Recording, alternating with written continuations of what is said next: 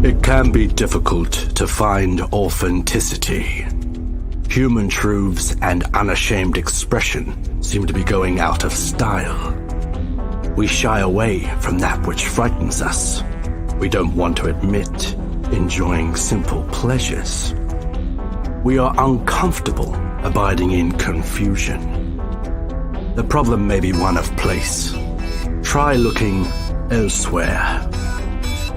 In these pages, comics creators from all over the world have come together to open their hearts, minds, and veins to share stories authentically, truthfully, and unashamed. Genres, styles, settings, and moods shift organically, dreamlike. The safest way to make this journey is with an open mind, a snack in the beverage, and some time to think, absorb, and feel. Welcome home.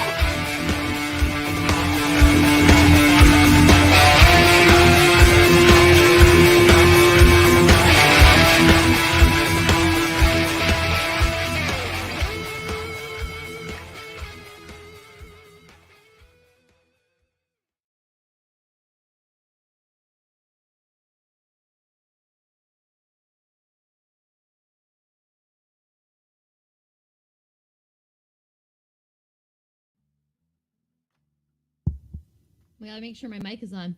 Hey everybody, welcome to another episode of UHS Presents, and this is a special live stream lunch party episode for, you guessed it, Elsewhere Volume 3. And with me today, I have, as per the usual, Lori Foster. Hello, Lori. Why do the cats choose now? They choose now when I can't just get up and go kill them to be the worst assholes ever. Oh yeah, it's very intentional. It is. He planned this shit. Anyway, John is here too.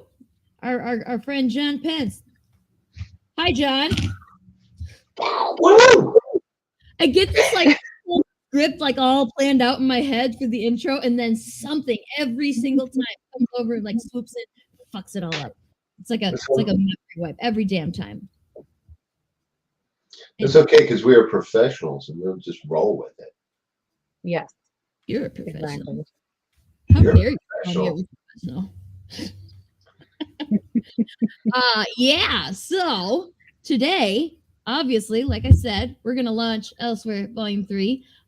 Lori, I know you missed it yesterday, but Morgan says he is absolutely gonna be number one. So I don't know if he's watching, but like I told him, you need to watch because Lori's gonna launch it live. So like you're gonna see when she says it's on. It's probably gonna be before the email even comes. So we'll see. What time does it launch? Whenever I press the button. Oh really? Yes. Oh shit. Yeah. We have full control. We're gonna do it all like super live. I actually had a few people message me and tell me they'd be number one. So clearly, but only one person can be number one. So there can only be one. Okay, well, I want to see. Yeah, I want to see the gauntlet here. I want to see who wins. Like, I mean, at this point, like the way that everybody, like, not just on our stuff, but like everybody's stuff. You know, all of our indie studio friends, like everybody. There's this group of people that always fight to be number one, and I love it. And I wish that we should have like a number one prize, like a special. It's a badge or a sticker or something, like just for that one person who gets to be number one. Are y'all old enough to remember the phenomenon of like 2001 on a message board, somebody commenting first? Oh yeah. Yes, and that is still a thing on YouTube, I think. It's a thing on TikTok. It's like on the really famous people's videos, like there's always some asshole going first. Like, did you have anything useful to say? They don't contribute anything to the conversation except for first. I like it. I was here. Yeah. So you guys want me to just launch it? We're not like torturing people first, like. The J-Man is here, and he said hello, Sarah and Lori and John. And so I don't know. J-Man's probably in the running there too, right? You're one of the ones that's always going to be number one too, right? Maybe. Yeah, he usually backs us, so he might. Yeah. I know Brian Lambert and Morgan are going to be fighting. Well, about and this. I think J-Man was here on this watching the stream last night, so he may have heard me say, if you want to know exactly when it's launched, then come watch the stream because we're gonna launch it in like the first 2 minutes. So maybe he's trying to get the jump on everybody else. I don't know. It's a good strategy, right? All right, I'm gonna load it up Yes. and smack the Yes. button. In a sec. I have to click that I've read the terms of use here. But have you really? Or are you just lying every time you hit I that have button? not read them. Okay, it is live. All right, so man, I can't see what I used to be able to see on these things. I can't see. Let me Go back. re-invite you. Oh, there! I just got the email on my phone. It says back it because you believe in it. You know, I kind of do. I mean, I totally believe in it. I just feel like backing it's kind of like, why don't I just give me $5? Like, I'll just hang on to it because in the end, it's gonna be like paying. I'm gonna give myself my own money, right? Because I would like to say that, like, we don't put like every freaking red cent into making the books happen here. Like, there's a reason none of us are living in a mansion. I'm just saying. I re-invited. If you want to be rich, don't be a comic creator. I saw that re-invitation. I think I'm legit. Hey, look at this. There are now 3 backers.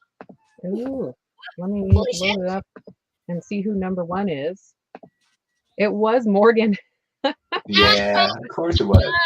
Oh man, he's gonna be so excited. He's gonna have all the things to say later. I don't know if he's still at work or anything. J-Man commented that he's actually off from work today, so that explains why you get to be here at this unusually early time for us. So we usually, Yeah, thank you. yeah, Work I sucks. appreciate it. Skip it. I mean, according to this very faulty count meter, there's a few people watching right now. So we appreciate all of you, even if you are being, silent in the comments. I'm gesturing towards my screen like you guys can see the comments. Like, duh, you can't see my comments. I'm special. Oh my god. So he's being awful, but he's being awful within arm's reach now. Good kitty. Do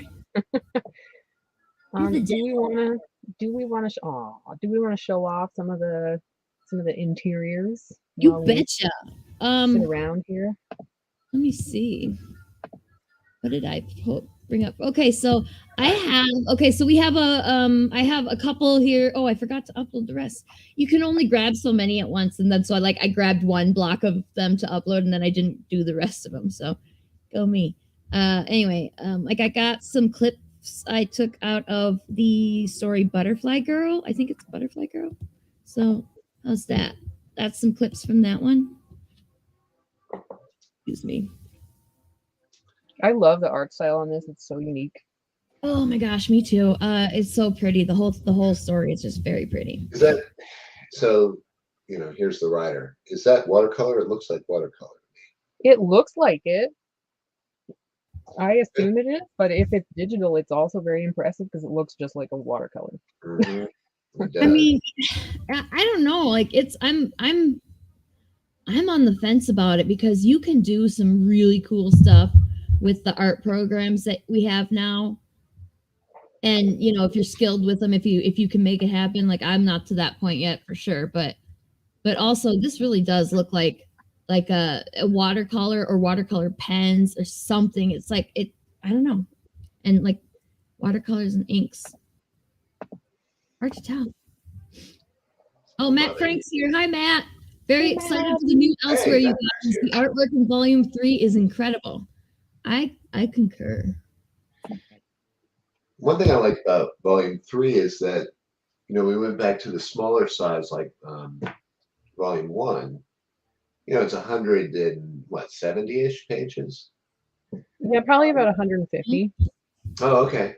Mm-hmm. And in that it's just super dense. I don't know, cool quality.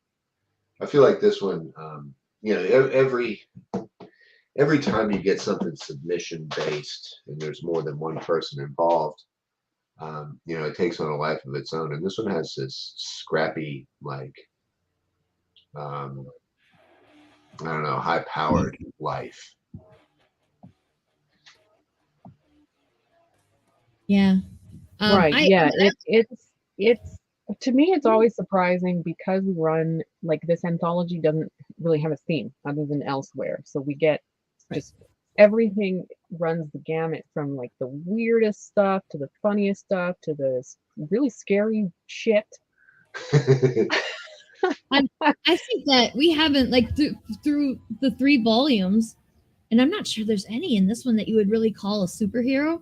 Like we don't have a lot of, when you think of comics, people mostly think of superheroes, but I don't think there's any in volume 3, and we just haven't had a lot at all. Yeah, it's hard to. Interesting. It's like off the beaten path. Part of a superhero story is the character of the superhero. And so that kind of limits you. Like if you only have 8 or 10 pages to do it, like how do you know that Batman doesn't kill people, right? In that short of space, I would be. This is all by way of saying I would be intimidated by the idea of trying to write a superhero piece in that short of space. And so those who have done it, True. well done. I mean, arguably, Powers Planet is Arguably, but also that's probably one of the scariest ones of the lot. It's terrifying. It's so weird and scary, and I'm excited. Well, I just heard somebody arrive. Who dat? It's Russell. Hi, Russell. Hi. Thanks for joining us. Congratulations. Thank you. Congratulations to you too. You got some stuff happening here. I do, but today's about y'all. I mean, it's tangentially also about you because you're in the anthology, right? That's true. It's not be as cool as it is. Like it would be slightly less cool than I'm it just is. saying it's 188 pages really just to get to my story. Like it's just a lead up to Cold Soup. That's the whole book. You counted that, huh? You counted up that far. Yeah. So, I did not look at what page mine was on. I remember. Well, it was easier for me because it was the last one, so I just had to go all the way to that one. But I think it was 180. I mean, I read the whole thing. I think it was around 180, which is a huge book. Right? How many pages is it actually? It might be what I thought we had less pages than that. I need to look at our table of contents. I thought we had no, I thought it was 180 something. By the time we get through with the author bios and stuff, contributor bios. It's not yeah. I might be counting that when we get there. So, but Russell's story is not after the bios. No. No. No, and I would have said something if that would have happened. Like I don't comment a lot on the setting of the book, but like I would have mentioned that. I love that piece. I feel like I would have noticed. I know I'm not terribly observant, but I feel like I would have noticed that. Well, I mean, you guys are already over $1,000. So, last like 5 minutes ago, right? Oh my God! Are you serious? Oh yeah. Thank you guys. I mean, I read the whole thing. It's a real good. It's a real good anthology, and I don't say that lightly. Well, thank you. It is $1,000. That is. I mean, I thought that was a bold lie. Just to come on here and toy with our hearts. It wasn't. I was watching. It's gonna fun by tomorrow. That's dope. Thanks for the info. But I love that Cold Soup piece. That was that one had to go where it went. Well, I appreciate that. I really do, because I thought there was no way it would be accepted. Like I'd seen the previous 2 anthologies and I was like, these are all like high octane, like real, like fast paced, like punchy kicky ones. And like, it's great.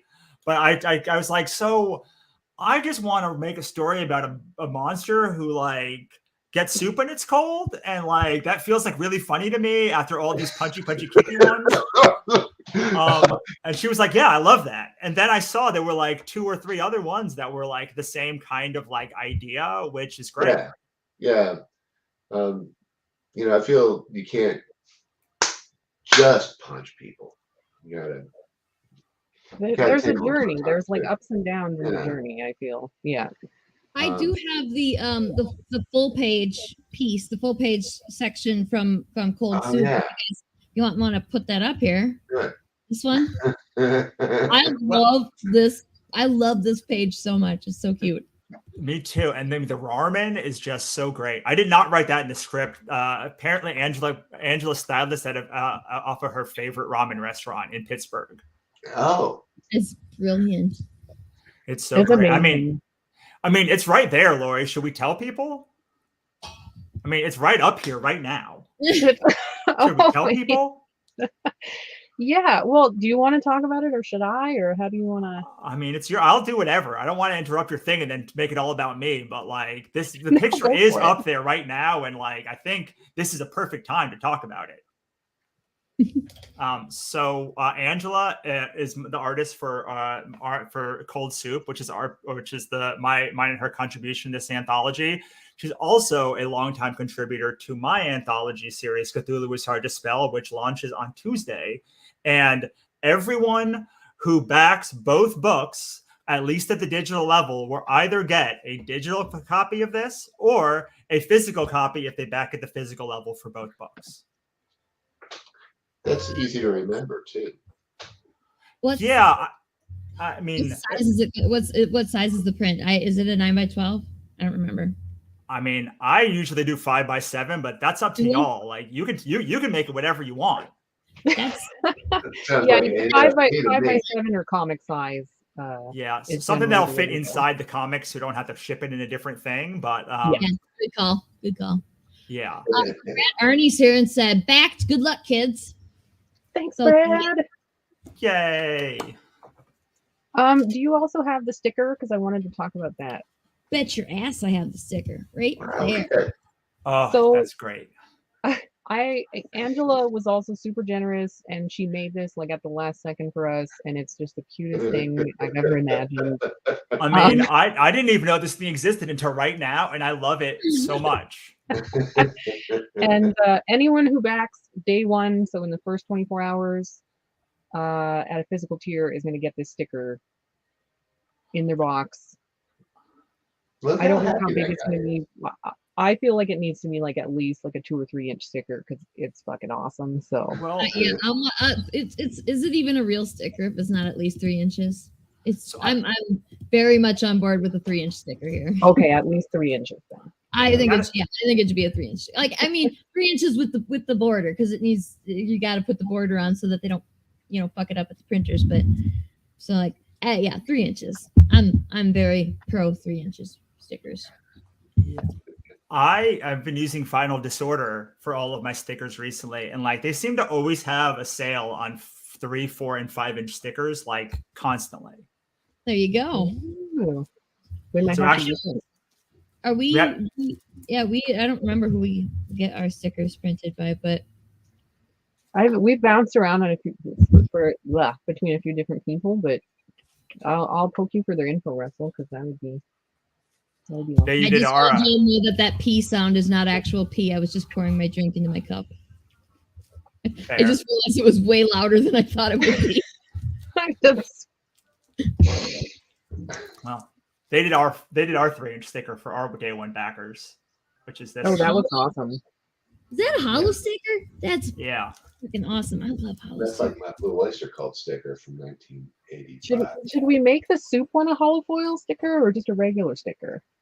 Hollow foil ones are considerably more expensive, but they are. Yeah, they're more expensive. Like, I guess if we have it, like not too many people get it, then we could. I think you should just say we could swing. I think you should say if you fund the first day, you'll get a hollow foil or make some like big thing, and then it'll be on the backers whether they get it or not. Okay, I like that. That's good. Yeah. Russell is more capitalist than I am. He thinks of the good shit like this. Wow, that kind of felt like an insult, but I know. It's so funny because I'm so anti-capitalist, but also I like playing games, and so like I feel like it's like a big game. Like, capitalism is like a big game, and so it's like, they have I'm looking at vinyl disorder sale now. 3-inch sticker sale, 50 hollow stickers, $44.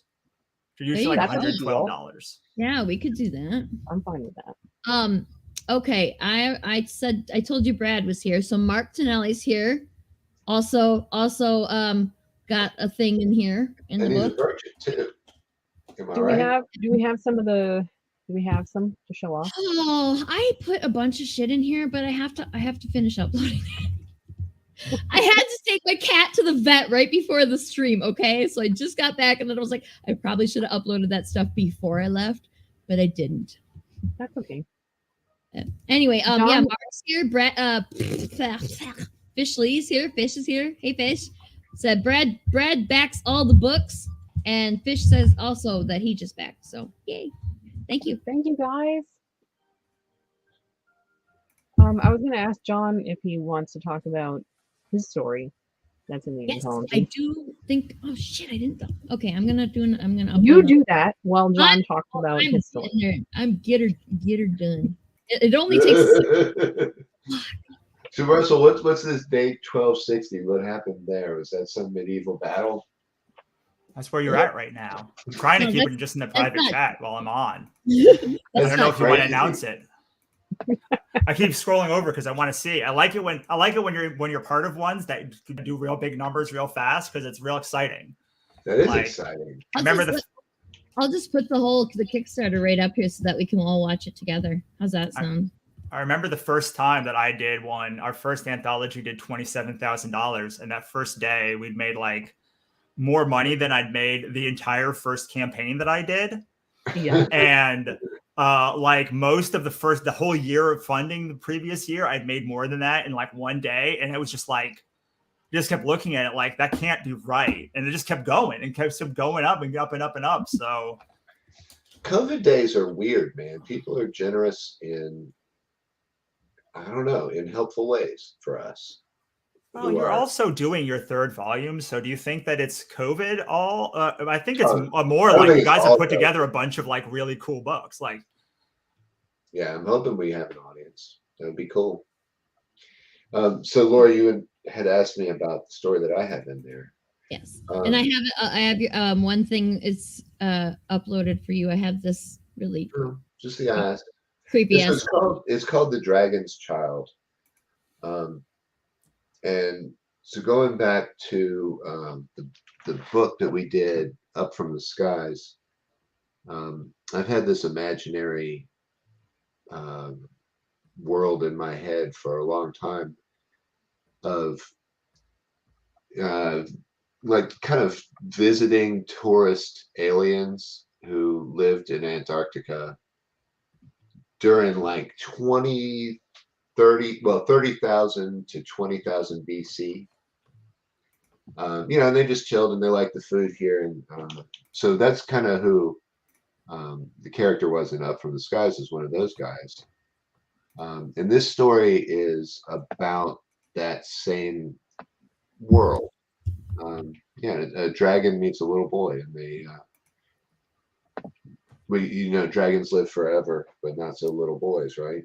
If you can sing Puff the Magic Dragon to your children without crying, then you are a heartless, awful person. And even though these aliens live for a long time, they don't live forever. So yeah, it's the story of a dragon and his boy as they have fantastic adventures on Ice Age Earth. Yeah, I'm going to be honest with you. I read John's story probably 3 or 4 separate times, and I've cried every time, even though I know what's going to happen. Like it's wonderful.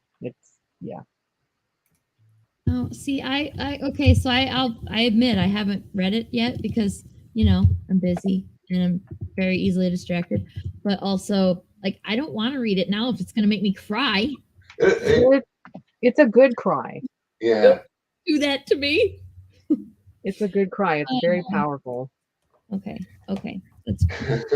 You also called me a murderer after you read the synopsis for my story. So I guess I'm like, well, okay. Sarah, John's gonna be a jerk and make us cry, and I'm gonna be a jerk and No, I mean, you know, that if we are not just a little bit of a jerk when we write, sometimes if we don't play with people's emotions just a little bit, then That's we're fair. wasting That's an not. opportunity. Yeah, it's not a good story if you don't get emotionally invested in some way, is it?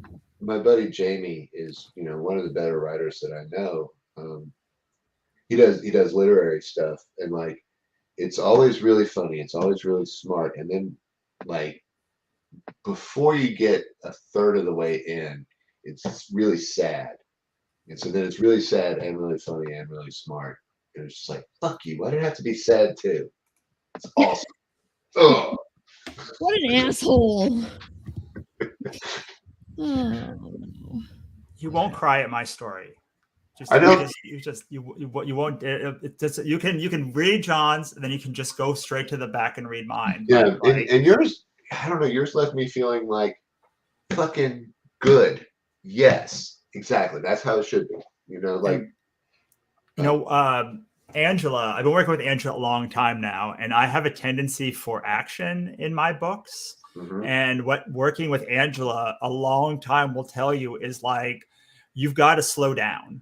And like you've got to really hit the small moments of a story, and like they can be like really beautiful and like really powerful. And you can spend a whole page just on a monster like sipping a thing of soup and finding out that it's cold. And like you can take those moments, and they're just as valid as like the action, punchy, kick 'em up moments, which is I think the thing that I've learned most in my career is just how to settle on like smaller things and let them work. And yeah, I mean, I learned so much of that from Angela, because she will not like make something like go quick at all. Like I don't think she's capable of it. Like her pages are often like 4 panels, 3 panels. And so like you really need to like and like it will be just huge panels of like a face or a foot or something, and you can't tell a fast story with her. I've tried before, and like and it just doesn't work. But what does work is like really turning into her strength, which is like taking what are like a very simple moment. You know, I mean, this is really the cold soup is really just about a monster who goes to a ramen restaurant, orders soup, and like it's cold, and he asked the waiter to heat it up, and that doesn't sound like it's not revelatory, but like it's just how she puts it together and how she settles on certain moments, just like make these mundane moments special. And that's her special gift, I think. Yeah. I feel like it really hits harder to after the last 2 years. Like I felt reading it, I was like, like, And you know, all the old timers will tell you it's in the notes that you don't play. You know, that's where you find the music. Yeah, pace is important. Yeah, and being able to play with slowing things down and speeding things up. And I think I think that learning how to use time well is like one of the gifts that I think you only can learn with time and writing and different projects, because you always have your own sense of time, but working on different things and working on like just a lot of projects makes you realize that like, oh, I can expand if I make this one moment like an entire chapter here, and then make this entire like battle just one chapter over here, I can really play with the audience's feeling of ease in this piece. yeah. And you know, short stories are cool with this too, because it's like you don't have the I mean, everybody has skin in the game when we're creative, but you know, you can do it in 4, 5, 6, 7, 8, 9, 10 pages, and it's not the commitment of, you know, a 22-page story or a 3-issue arc or something like that, where once you've started it, it's hard to change course. If you got multiple people involved.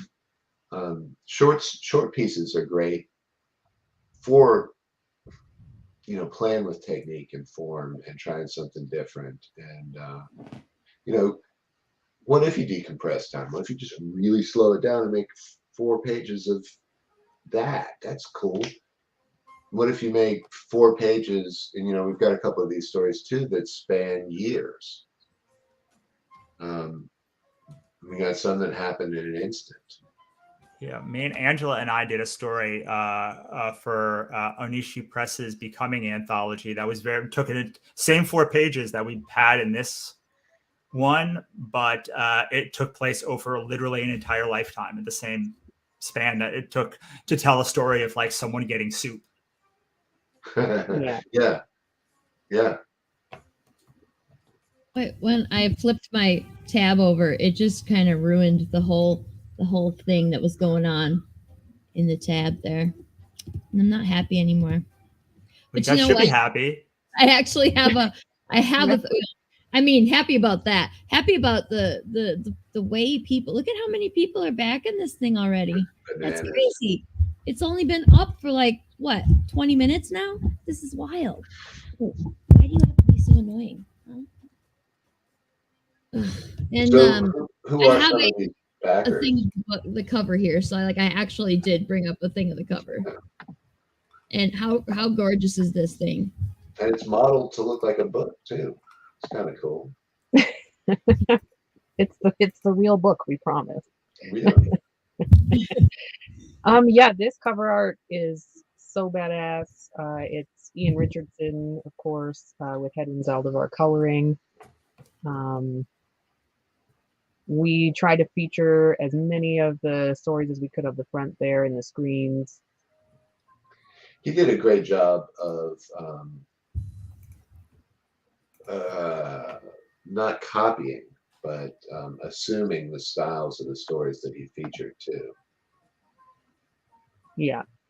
Yeah, I thought that was impressive. I didn't immediately realize that it wasn't that you hadn't just plucked the actual art and pasted it into his piece. Like that wasn't immediately obvious. And then I looked closer and I was like, wait, no, that's all drawn in there too. Because I had to go back and look at the pencils that oh, shit. Lori, did he pick the windows that he used? Did he what? Sorry? Did Ian pick which TV screens? Yeah. Yeah, he did that all. I was like, here's the anthology, do whatever you want. So he just, yeah. Awesome. And we need to know more about this this person who keeps getting all these wetware comics injected into her head every issue. Yeah, is she okay? We don't know. We need to... Yeah, I mean, probably not, but probably also it's doing awesome because look at that smile. I mean, yeah, it was like it's probably ethically questionable. However, it doesn't seem to be painful. So I guess results may vary. I mean, we can't make her look too unhappy, or people aren't going to read this, right? Right. Or maybe they'll be like, I want to know what's so painful about this. And no, probably not. No, as I said, I was like, that's not right. Overwhelmed. Exactly. Okay, overwhelmed. Overwhelmed with emotion and amazement at how good it is, that kind of thing. That the trailer video turned out really well. I hadn't was that basically just the back cover text that I wrote like 2 or 3 weeks ago? Forgot all about that. Like I almost forgot that I had done it.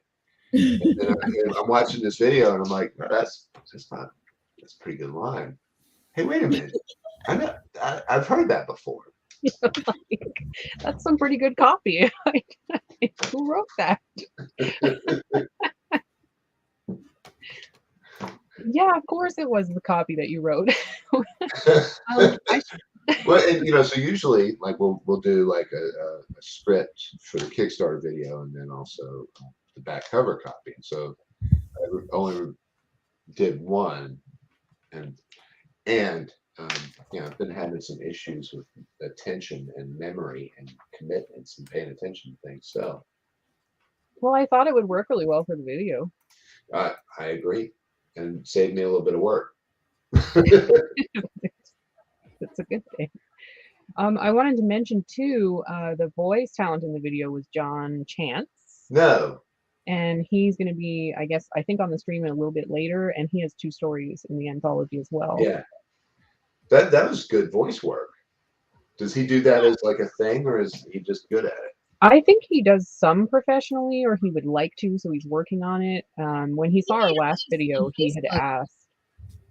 I saw that he made a post on Facebook, something about getting back into the sound studio, and so I think he must at least he did do it, and he hasn't in a while, kind of from the sound of it. So yeah, we'll have to ask him about that when he comes in for sure, because he did an excellent job. Like that's an maybe he has a good hair metal falsetto and gets do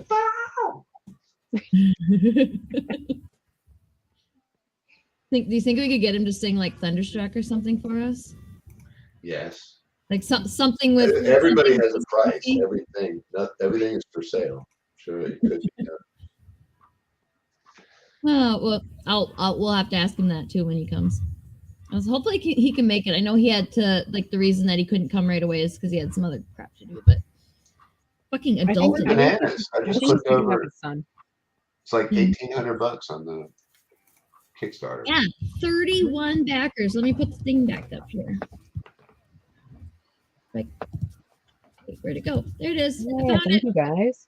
There. I mean, look at this. Look at this. It's crazy. I don't know if you want to scroll around and we can talk briefly. There's not a huge amount of rewards that we could talk about. We can, but like, oh my god, what? He's stealing me. He's stealing all my. I can't hear you anymore. Okay. We'll do this. This is real fun to not have the pressure on and just get on the stream and be able to enjoy it. Like, this is great. I'm going through this whole thing next week, so like I'm trying to enjoy this right now. Yeah, it's a better kind of adrenaline. It's like, oh, okay, I don't have to. What was I doing? Oh yeah. Can I get out a little bit farther? There we go. Because we got these awesome gifts here. Oh yeah, we can show off more of the art here. So that let's see, Apple Pirates. That one. The red sky and tall guy, like a Johnny Appleseed sci-fi piece. That was one of the first ones we got there. That one as a submission, right, Lori? Mm-hmm. Yeah. I mean, that might have literally been the first that I saw, and I was like, well, yeah, okay, obviously this one goes in. That's. And am I right that that's the first one?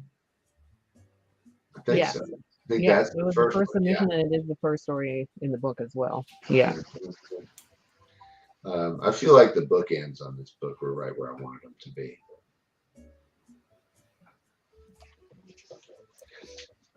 There's a second GIF in here too, right? There it is. Oh, and you got stuff in here from There's your story, Sarah. It was mine. I actually thought of that story. I thought it up because like normally I was so impressed with myself because I'm like, oh, that's pretty damn good.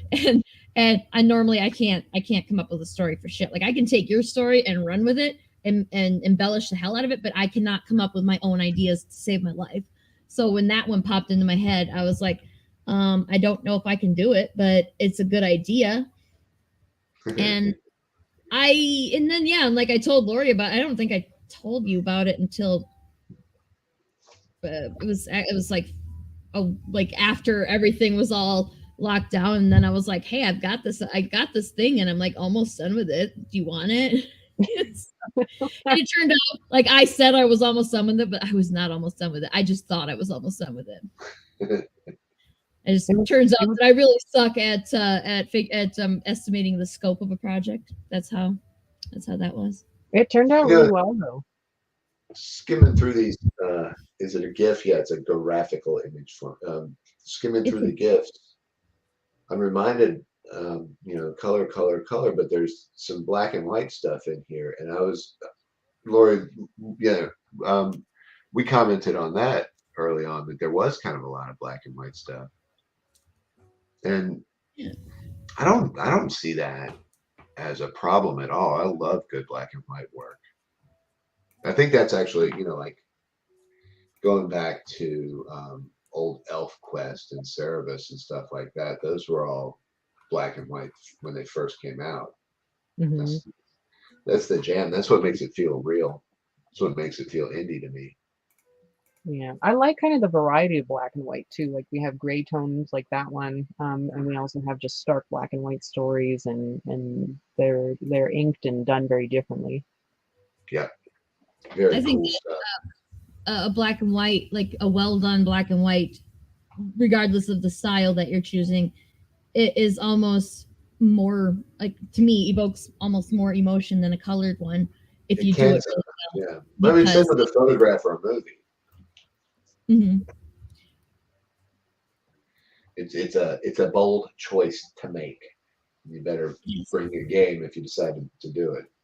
Yeah, that's what I was thinking. I was like, okay, if you do it, if you make that choice and you do it even slightly wrong, like slightly off from what, like, you have to really nail it when you do, because, like, yeah, it seems like it would be so easy because it's just black and white, but, like, it's not easy at all. And there's a few of them in there, and I think they all did an excellent job in there to get their, to convey their stories, which I'm not that brave. I don't feel that my art skills are up to par to be able to pull off a black and white, because that, like, you've got to nail it. You should scroll to the top again. Where are we at? Oh, truly. Holy shit balls. Oh, Wow. That, you guys. That's wild. Generosity, y'all. Thanks. Oh, that's so cool. Huh. Okay, so every time I share the screen, it fucks up my comment section, and I can't see if there's new comments. So when the screen's up, then I'm gonna have to leave it to Lori to read new comments. I can't tell if there are any. If you guys haven't gone to check out the campaign yet, like I said, we're offering a sticker for day one backers. Leave a comment on the campaign, all of that good stuff. We're offering a couple of early bird tiers where you can get all 3 volumes of Elsewhere and also volume 2 and 3 packs at a cheaper price, and they're limited, so go in and grab those as soon as it's stupidly great value, because Elsewhere volume 2 is like 250 pages of murder brick, amazing story. It can also be a weapon. And it can also be a weapon, exactly. Yeah.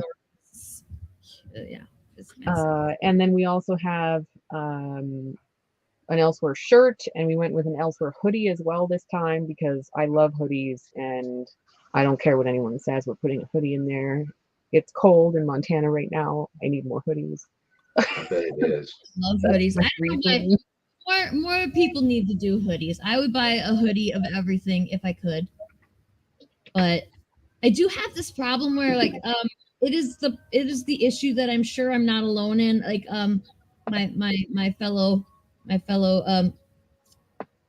shall we say, voluminously chested ladies would also agree that sometimes the way that the hoodie hangs on you, like, it ends up strangling you a little, because of just the way that the hoodie's shaped and the way that we are shaped. And so I've gotten around it by, well, first of all, if you just wear the hood, then it doesn't pull on it enough, like the weight's not pulling back on it. But, like, that's my only grief with hoodies. Otherwise, I would live in them.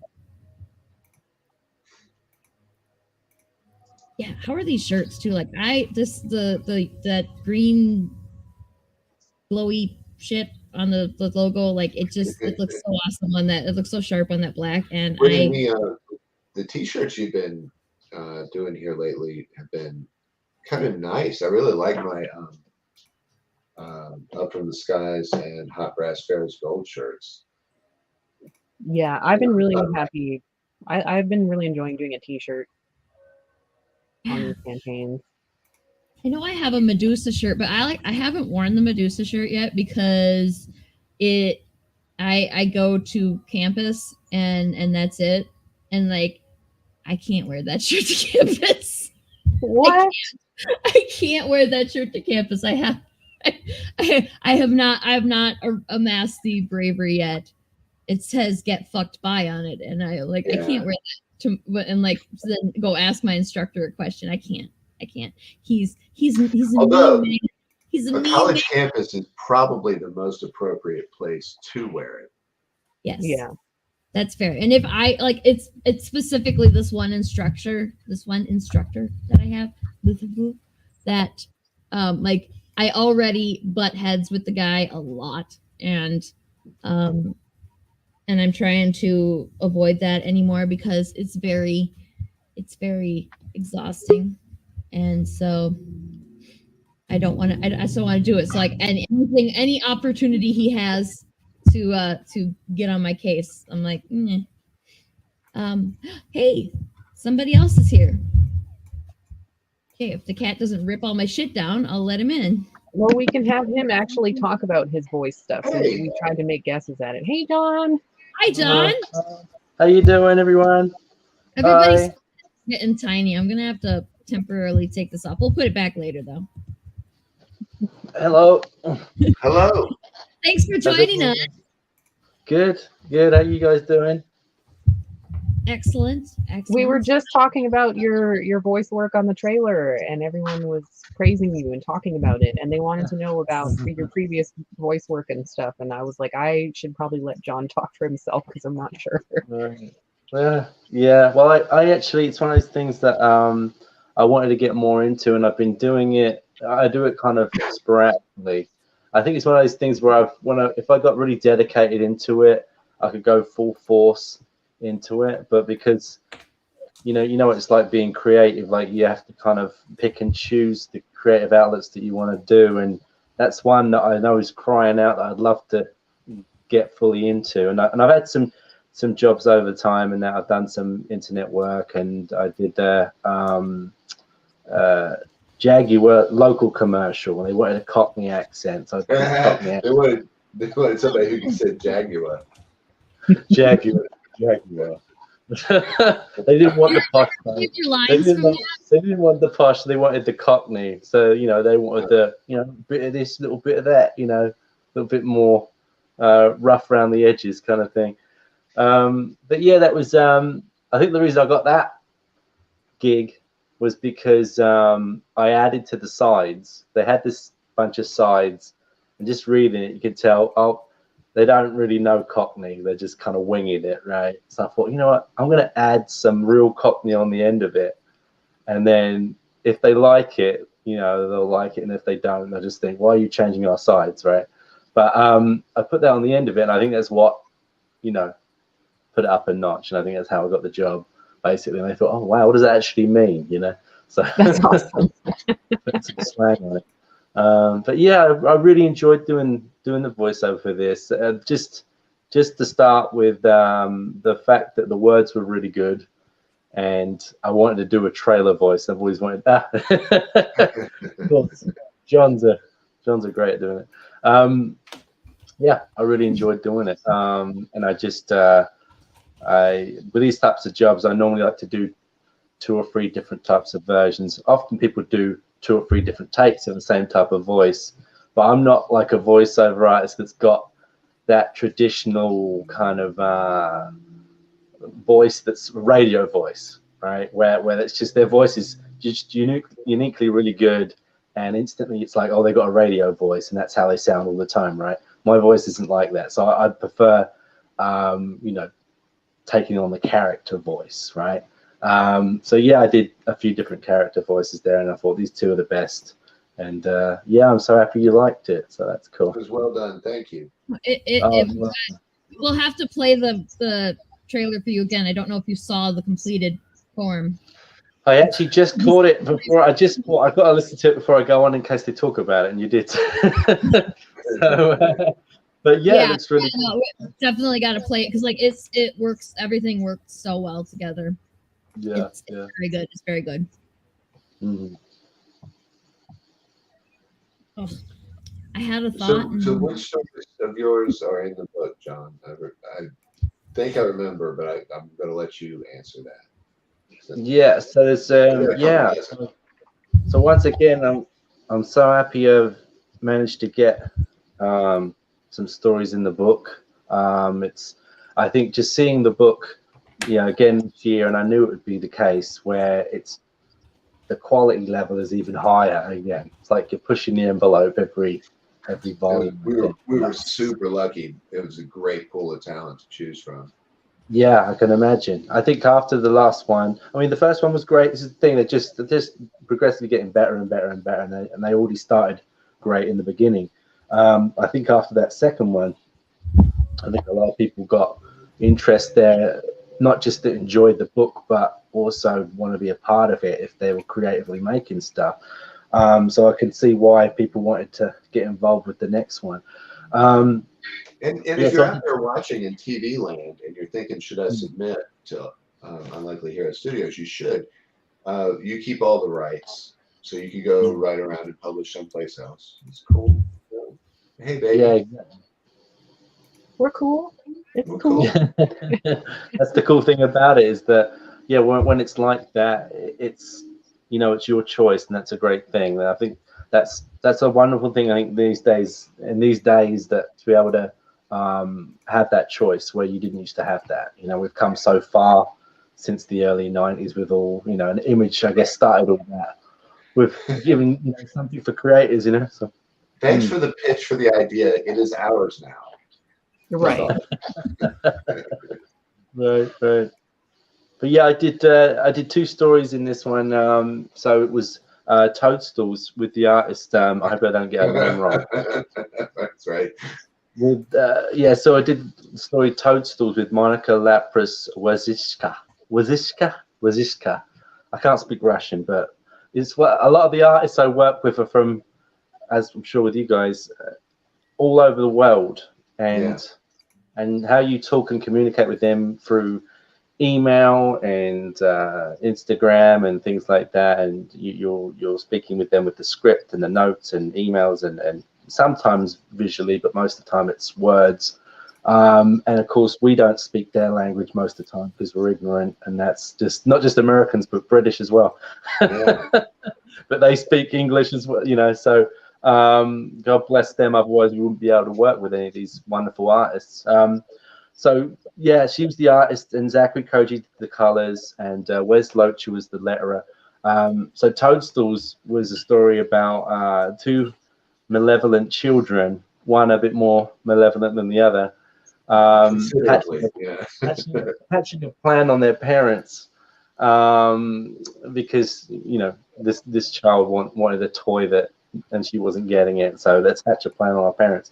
And the thing is, I think what's great about this story is, first I wanted to initially give it this look that's kind of try and do a Norman Rockwell kind of 1950s kind of look, but it's set in the 80s, but a lot of the stuff in the 50s and sometimes is rehashed in the 80s, and for people to really not know what was kind of going to happen, because it almost looks kind of innocent. It looks like an innocent story and kind of colorful, and the kids look cute, right? But little do they know that they're evil. And I think I'll leave it at that, what happens, because obviously it's kind of in the title and what's going to happen. And then the other story was so this one's about Like a Shadow Before Me is about. Oh, that's the one. Yeah. It's kind of complicated, that one, a little bit, but it's not. Visually, I think it just tells you everything. You can see it visually without the words, but I think the words explains it as well, what's happening. But there's the possibility of what if in an alternate reality, we're imagining that there's different versions of ourselves in alternate realities, and let's say that one had passed away and through a gap in time had come into an alternate reality where one is alive, and he wants to take his place. He wants to basically kill himself so he can take his place. And I think there's something so disturbing about that, like to actually just thinking about something like that. And then you wonder, you hear about these stories about doppelgangers, and you wonder how can they exist, or where could it come from? I was thinking about all those ideas in that story. So, yeah. Yeah, you definitely went. I feel like you definitely went dark. On these. Yeah. Yeah, it was pretty. Compared to, they were both pretty dark stories, but that one in particular. And I think that's one of those examples again where you could open that one up, and there could be more to that. Could be something bigger there as well. But yeah.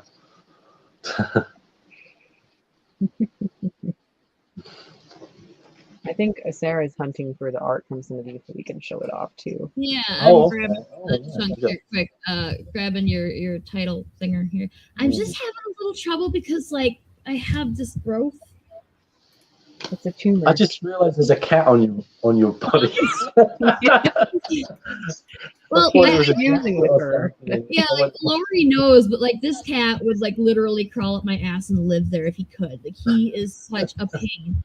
And if I just let him sit here, he will be far less annoying than if I force him to leave, because then he wanders around and screams for a while, and I can't take it anymore. So cute. While you're looking, I can show off the sticker again for any day one, physical day one backers. Hang on, I can find it. I somehow didn't have anything from Toadstools, but I've grabbed your. Okay, no, you are tangled up, and you have to go. So any backers backing day one, first 24 hours at a physical tier will get this. It's freaking adorable. It's art by Angela Hodling from her story with Russell, who's right over there. It's really not about murder or It's kind of the opposite of everything Jonathan was talking about. Our story, it's about a monster who gets soup and it's cold, and very politely asked for it to be heated up, and it does, and enjoys it. Like it's a very that sounds very comforting. Like it's a very comforting story. Oh, really? about customers who are very polite and nice, and thus being fantasy. Yeah. Right. Well, that's like we fuck you up with John's story, and then like we what is it called? Give you a big hug. Yeah, we give you a big hug afterwards. Like Russell takes care of you. Yeah, right. Yeah, it's like it'll be okay. You will have warm soup. Right. I love anthologies like Elsewhere. Cthulhu is Hard to Spell is very much like it, but it's a little more like singularly focused, where like there's a really dark story, then there's like a funny story, and there's like a thinky story, and then there's just like a punchy story, and like you kind of get tonally just a wide variety of stuff. At least especially in the Lovecraft space, you don't get that very often. You get just like oppressively bleak, followed by oppressively bleak, followed by just like as many stories as are on the anthology, each oppressively bleaker than the not last. I should mention again too, Russell's campaign is launching next week, right? Correct, on Tuesday the 22nd, so a week from today. And if you back his and you back ours, you'll get this print. If you back it at a physical tier, you'll get physical print. If you back at a digital tier, you'll get the digital print. Yeah, I love this. It's right from Elsewhere, and yeah, you can go to cthulhuishardtospell.com and sign up for that. But like, definitely should back both, because they're two awesome anthologies, and there are actually a lot of awesome anthologies launching in the next month. It's great. Oh wow. Yeah, if you like comics.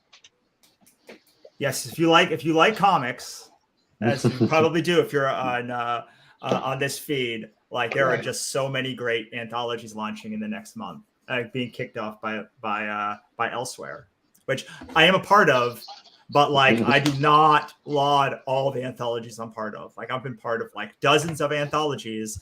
I do not just say I'll come on to feeds and be like, yes, my I really appreciated my story. Thank you. Goodbye. Like I do not often say, how good like an entire anthology is as a whole, because my standards are very high from doing this for many years, and I'm very persnickety when it comes to what I like. So it's a very good anthology, and you guys should all be very proud of it. Mm-hmm. Oh, Persnickety is a fun word. I think that word doesn't get used nearly enough. I was going to say asshole, but like I figured that persnickety was a nicer.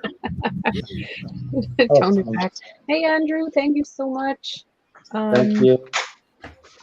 Prizes. We should, typically what we do is I will, if you back at a physical tier and you comment on the live stream, I figure something out and I send it to you when the campaign's over. I have not yet figured it out.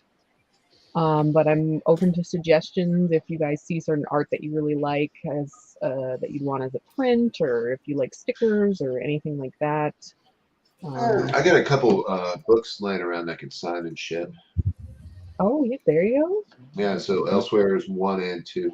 I don't have many number 1. So let me make a promise that I can ship number 2. I don't know about 1. I think I have a few number 1s, but not many. So signed Elsewhere to you? Yeah. That's a sweet deal. I was just going to say to Russell, how many stories have you got? A couple of stories in Elsewhere, because I recognized the name. Because I was going through the book and someone's name kept popping up. I wonder if it was yours. Someone had like a lot of things. I'm thinking, oh, this person's got a lot of work in the book. No, I did the last story with Angela Odling, Cold Soup, but that's the only one. I did see that one. That was good. Yeah, that was good. Yeah, I think so y'all who are watching this, the book is done, right? Every single page is already set exactly where we want it. Nothing needs to change except for backers, right? Are we going to list backers? Yeah, we're gonna have the backers and the acknowledgements, and then we need to do the back cover. But otherwise, we're 100% done. 100% So ready. The contributors have had a chance to see the book and to see where their stories are placed, and then to read the other stuff, so that they can build a little sense of community around it, and also look for mistakes. But I mean, mistakes. We don't make that. I mean, I've done now all of these, and it's always because you want the community. Like it's always actually, I teach people how to do comics anthologies. Like I train people how to do it. I have a whole course in it, and like Lori's never taken that course. I've never talked to Lori about doing anthologies, and she does everything, literally everything right that I teach. Like I just got an email that was like, I'm going to be emailing you every day to like tell you about where we are in the anthology and tell you a little bit about the stories. She has a Facebook group that people are active in. Like, I was like, how did she just randomly like osmosisly learned all of this stuff, right? Because it's like all best practices stuff. Thank you. We have a psychic link. That must be it. I mean, she is a best practice, I think. Well, and it's not like it's and if you do comics for a long time and do publishing, it's like a lot of like common sense stuff. But so often you're in an anthology, and like I've been in a lot of anthologies, and like they almost never tell you who is in the anthology before it launches. They don't ever have a group. They don't tell you how the book has launched or tell you to do any promo. They give you no direction on like what promo you should be doing, and then of course they always complain about like that, like no one is ever helping. And I'm like, you literally haven't told me. I am like Mr. Promo, and like you've literally told me not anything to do, so I haven't done anything. So when I did my first one, I was like, I want this to be like a community and like a fun times. And like I will say, like Lori, the group is a fun times. Like it's a fun times anthology, and it's really good, which like is nice because I have been in some that are super fun times. Then you read and you're like, oh, that's. I'm very proud of my story. Then it's like trying to give like kind of a polite review, like you said. Like I'm very proud of what I did for this anthology. Yes, and everyone in it is excellent. Even when you're in an anthology that doesn't hit like the contributors to hype somebody else's story. I thought that was kind of classy. I have I have a 3-day plan. Day 1 is always like just say it's live. Day 2 is pimp your own story. Day 3 is pimp someone else's story. Those are and I was like, if you just do those 3 things, like that's, you can go. You don't even have to do those 3 things. Like you've helped me with the book. Like you don't even have to help, but like if you want to help, those 3 things are really helpful. Yeah, right. Right. And that's it. If everyone does that, that's the thing. It's just like there's someone out there that's going to have like 1,000 followers, 10,000 followers, 50,000 followers. You know, then there's people that have got more, like myself. I don't have like loads of followers and things like that, but I know that there's, you know, they're genuinely interested in what I'm doing at least, or at least 40 people. And if I can get at least 40 people that are interested in what I'm doing and they're not like made up, they're not bots, they're not just random people that aren't really interested, they're just following. Yeah, so at least if half those people or even a quarter of those people are just interested in getting it, then, you know, that's my little part to 50 other people that are also doing their own thing. So yeah, I mean, it's really helpful too, like, because you have a lot of people that say like, okay, I like Jonathan's work, or I like Lori's work, and it's like, all right, like, what has he got? 4 pages in this book? Like, am I really going to spend $40 in 4 pages of book? Like, I love Jonathan, but if you can be like, I love like Russell's work and Lori's work and John's work and Sarah's work, and like, and if like it comes across that like you love all of these other works, then suddenly it's like, oh well, Jonathan's got pretty good taste. Like if he loves all of these stories, then I'm actually like, I want to back it for that reason, not just support him. And has it ever happened that somebody whose taste you respect turned you on to something cool? Yeah, it has. You know, exactly. Yeah, and like the funny thing is, when I was first starting getting into comic books, I mean, I've been into comics my whole life since I was 8 years old, but actually making them was a completely different thing, obviously, and I wondered how it would transition over. And I reached out to John Crowder, and he was basically the person I was originally talking to back in 2017, before I kind of properly started getting things going by the end of 2018. And he'd already done these like wrestling titles and different things like that. And then he was doing different types of genres then as well. And it just goes to show you that for quite a long time we were like, I want to be cool if we ended up, my stuff started to pick up a little bit. It wouldn't be cool if we ended up being in something together. And then last year he ended up being in your book, and then this year he's in your book again this year with me. So we ended up sharing a space again.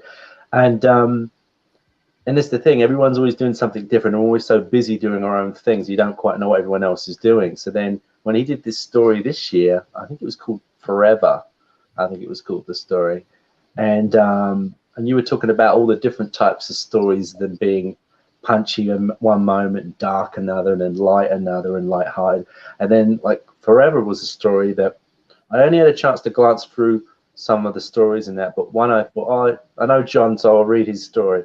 It's very, I don't know if you remember the story now, there's so many great stories, but that one was very potent, very strong, and just like, wow, you know, that hit me pretty hard, that one. It was a good story, that one. Very good. Yeah, I love too that because John Crowther, he's been around since Volume 1, and there's a few creators like that who they love submitting to Volume 1, and they just like now they submit every year, and they make stuff specifically for elsewhere because they love being part of the team and making shit and having the book, and it's really awesome. Well, this, you know, this is worth talking about too, is that like you and Crowther and a couple other people, Dino, will come at me with like 5 stories. And I love the fact that, you know, like I saw a few last year, and this year I see different ones, and next year I'm going to see different ones. And it's, you know,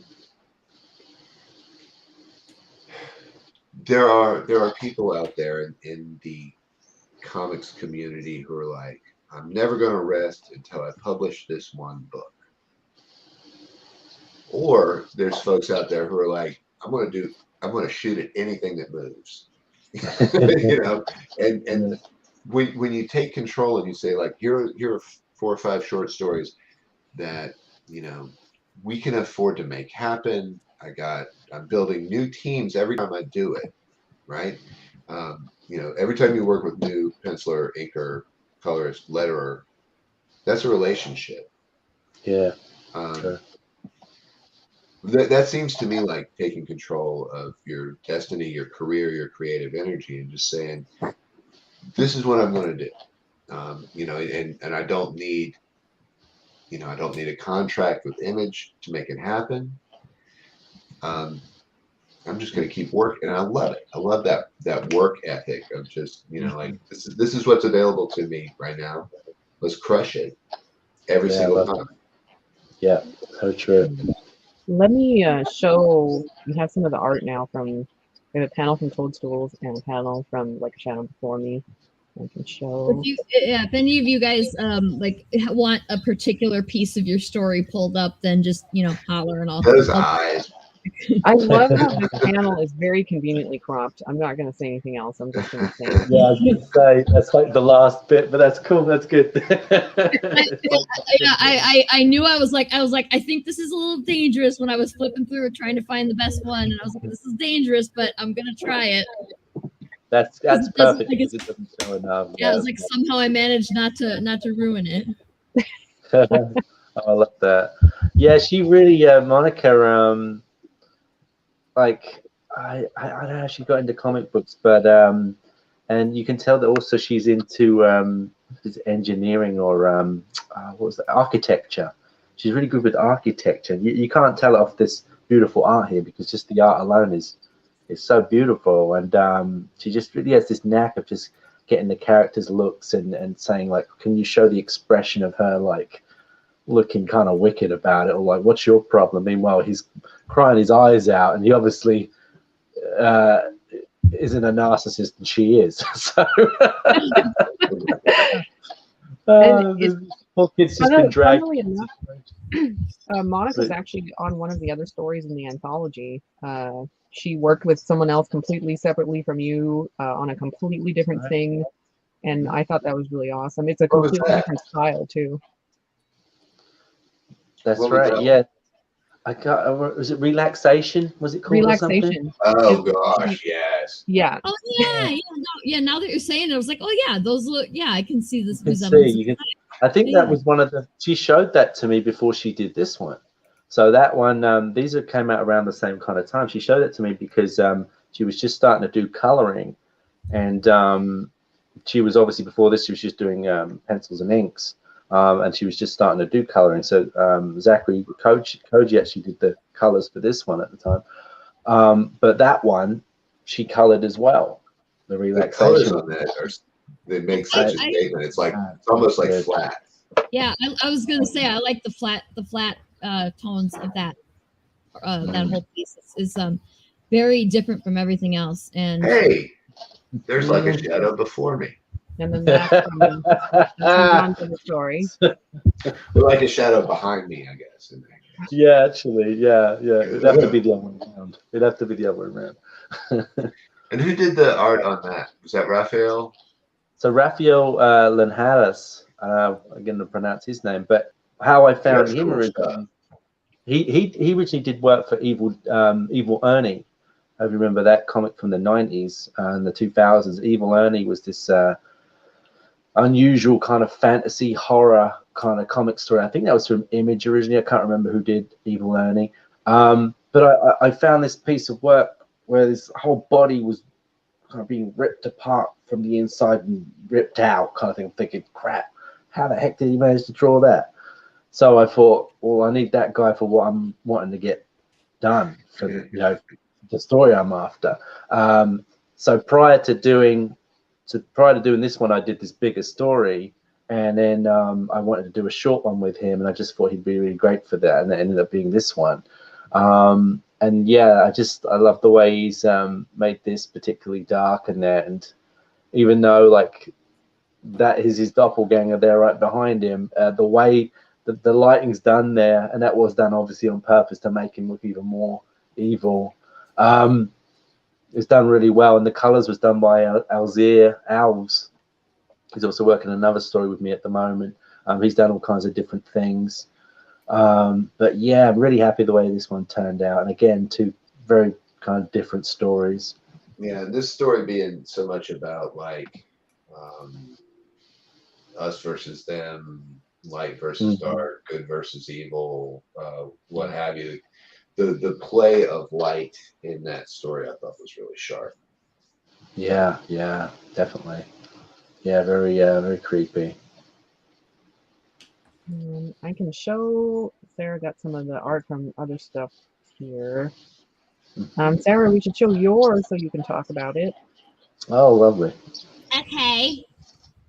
That's actually that I showed this is originally a square piece and I showed it to Lori and she's like, oh, that's fucking weird. You should make that into a print. And I was like, all right. So I finagled stuff around to make it into a mini print in case we needed one. And yeah, it's I guess I can't I mean obviously You can't really talk about that one. I mean, bunch of kids flying around and you know. Yeah, we can't spoil anything, right? Yeah, it's way too short for me to figure out. Like, it's way too short of a story to like talk about it too much without spoiling. So, but yeah, it's I'm just really happy that it looks like what it's supposed to look like because like I am not an experienced artist. Well, so So Sarah, there are two people in this anthology, and Sarah's one of them. She did everything herself. She wrote it, she drew it, colored it. The entire thing is hers. Laid it out, lettered. All of that stuff is her. And I thought that was really cool.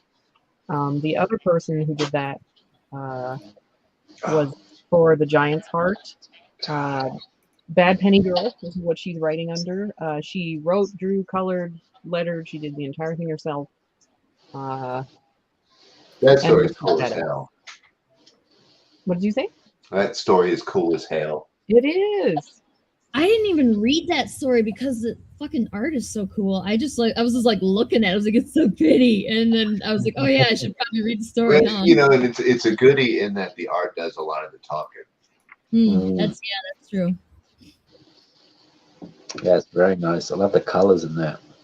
Yeah, and that, you know, it's not to say that like the dialogue is incidental, but that one it's real clear that it's like one whole thing. It's not like it's one story made by one person and it's all unified. You know, I don't feel like there were multiple people working on this one. It's an authorship. Like a Wes Anderson movie or something, but not like that at all. Not at all. Let's just be the dumbass. Let me show. Let's see what else we got here. We got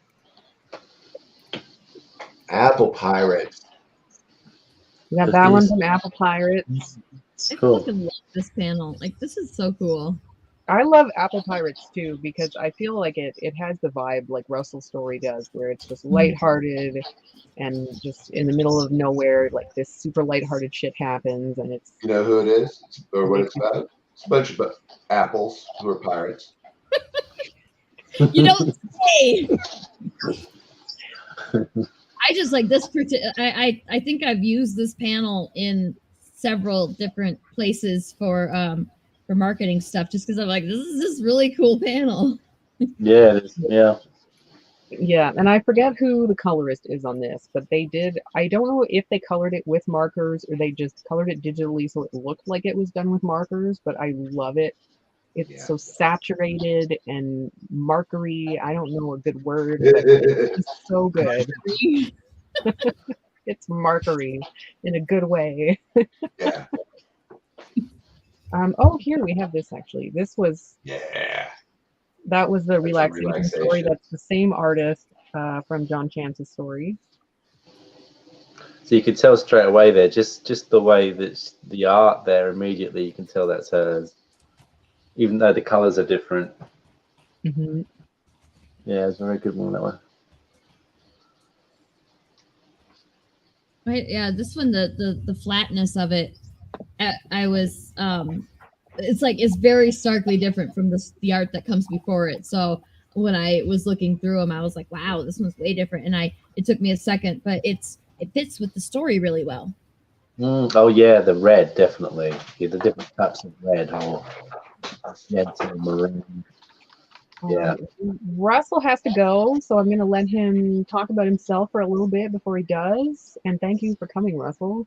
You're welcome. Thank you for Yes, having me. thank you. So please go get the anthology. Like, me and Angela have a great story in Cold Soup. I really love it. Angela also has a story in our upcoming anthology for Cthulhu is Hard to Spell Battle Royale. She's actually done a piece in all 4 of our anthologies.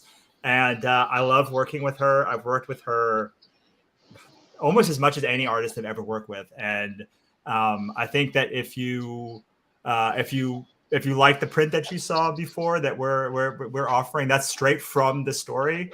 And you should definitely go check it out. You should also go check out CthulhuIsHardToSpell.com, where you can sign up to get notified of the book of our book launching on next Tuesday, and then back this book today, and then on Tuesday back Cthulhu is Hard to Spell at the physical level for both, or the digital level or the digital level for one, and the physical level for both. Whichever you do, if you back physical for both, you're going to get a print, that print that we just showed you. If you back digital for one or digital for both, you're going to get digital. But it's going to be awesome. It's going to be a super fun month. I think Lori and Sarah and I are doing something. We're doing a thing like on your next month, right? For one of these days, like the 4th or something, or the 6th, or I think, give me a second. I can tell you which day it is, because one of those days. And then Lori and I are going to be on a panel for anthologies with Comic Book Yeti on the 8th, where we're going to talk about how to submit better, what makes a good pitch, what makes a great pitch, like what stuff we look for, what we try and do as a creator to pitch stuff. We're going through with Comic Book Yeti right now to kind of finalize the what the thing is going to be. It's going to be great. So if you care about anthologies, I think like we're going to have an awesome time this month doing all sorts of anthology stuff. And and you got the Cold Soup sticker. If everybody backs elsewhere today, you get a Cold Soup sticker, which we showed earlier. And also, Russell, you're going to be on our show on March 7th on Free Comic Book Day. Yay! Oh, yay! And I will have some free comics to give away that day. So make sure to join us then. Backers now. Awesome. So 53 people are getting that sticker. Bye, everyone. Thank you for coming. Thank you. Thank you for having me. That's cool. The temperature in this room just dropped by like 15 degrees. I was not prepared for that. I have no idea what happened. It's all the scary stories that we're showing. I think it's always cold every time I see you, Sarah. You're cold. I think you have to move or something. You know. I have two like physical temperature levels, and like one is freezing and the other one is I am boiling. Please open all the windows or I'm going to die. So it's super fun. Let me tell you. I don't know. I'm never just like a comfortable, like if the temperature was just always like 68 degrees Fahrenheit, I would be happy all the time. But yeah, it is. Probably is the ghost, Katie. That's what I'm saying. Yeah, Katie wants it. She wanted to. We didn't get a chance to do another story together for volume 3, obviously, but I think Katie's down for doing another one for next year. So volume 4, yes, are in from Katie next year, and she's got some really good ideas. Like she wanted me to help her with it. And I was like, you don't need my help. This is amazing. You don't need my help for this, except maybe for letters. If you wanted me to help you letter it, I can do that. But yeah, like I was like, I don't. This was all her, and I'm just like, yeah, she's got this other, very fantasy like story. Good. It's going to be fantastic. So I mean, it's ambitious to say that you should do both, but I mean, you should do both. We can do. She wants I'm down with the expanding the Seeker into another little story, which Katie wants to do too. So I'm totally fine with that. But I remember that one. Yeah, that was from volume 2, right? The Seeker. Yeah. The more projects you have going, the faster you go crazy. So I think that's, do that. I'm the goal. I'm very happy that we got positive feedback on that one specifically, because it was not happening for the longest time. Like, we got about halfway through, and then first of all, both of us were like, okay, I don't want to work on this anymore. This sucks. Yeah, you hit that wall. But like, the worst part about it is that I wrote the story myself originally, and the first part of it, like the first half that you see in there, is still my story. It's still the original, but the second half is totally rewritten, and Katie helped me with that because the ending sucked. It was not good at all, and we just did a video chat, and we like brainstormed and just came up with a way cooler ending for it. So I'm excited to work on expanding that for next year, and then if we can get Katie to do her fantasy one. Ambitious. Possible, but ambitious. Because Katie's doing a lot of other stuff this year. I mean, I don't know if y'all follow her on the Facey Space, but she's got this fucking amazing bird picture she's in the middle of painting right now. Katie, I never asked you if it was like, it's probably not watercolors, because she tells me often how much she hates watercolors, but like, I assume it's acrylics because that's what she works in the most. But so much stuff. We should show the campaign again, if you don't mind. Yeah, I was actually I had a moment where I was gonna pull that up, but what I had turned off the screen share completely, and I was like, oh, I can't turn it back on unless you guys are ready for it, otherwise it's gonna come flying back up and bad stuff. But yeah, here we are. 53. Wow, Holy shit. Oh, nice. That is wild. 53 people. And some cool numerology there. 2730. I don't like it. There's too many odd numbers. It makes me uncomfortable. Somebody go back right now. Somebody fix it. Is 53 a crime? Well, unless it's 55, right? Because if it skips to 55, then because 55 is like multiple, the most common multiple. It's a little better. Yeah. But yeah. The 7 in there is bugging me, because 7 is like, if you look at it, it's just a visually unbalanced letter or number. Right. And as a designer who used to I used to work for a company that made stuff, and I had to design the shit for the and then they would run it through a dye sub machine to print it onto the fabric. And I learned to very much hate the number 7 and the number 4. Particularly the triangle with the stick, like that one. That one can go all the way into the 7th circle of hell, because nothing works with it. It is so unbalanced, especially if it's the second number. Like in this case, if it becomes 54, like the 5 is a nice square. It's gonna happen. It's gonna happen though. In there, and it fucks everything up. If you want to scroll down, I wanted to mention, because I don't know how many people know, I talked about the hoodies and the t-shirts. We also do a leather-bound version of Elsewhere. We've done a leather-bound version of... Where am I going? Leather-bound. There should be... Yeah, there you go. Oh, you can't see it unless I share that screen, too. I got to share that screen. Hang on a second. But yeah, for people collecting them, we're going to do a leather-bound version of every volume. So that's volume 1 and 2. Volume 3 is going to be a different color. Like each one is going to be a different color of leather. Oh my goodness! Yeah. So when they sit on the shelf, they're going to look all ultra fancy for you guys. Yeah. The thing is though, also they must be rare as well, because I don't have one. I've never seen one. Yeah, so that's going to be a rarity, isn't it? There's not going to be many people getting them because it's such a wonderful thing. All of a sudden, if I come in the money, then maybe I will get. I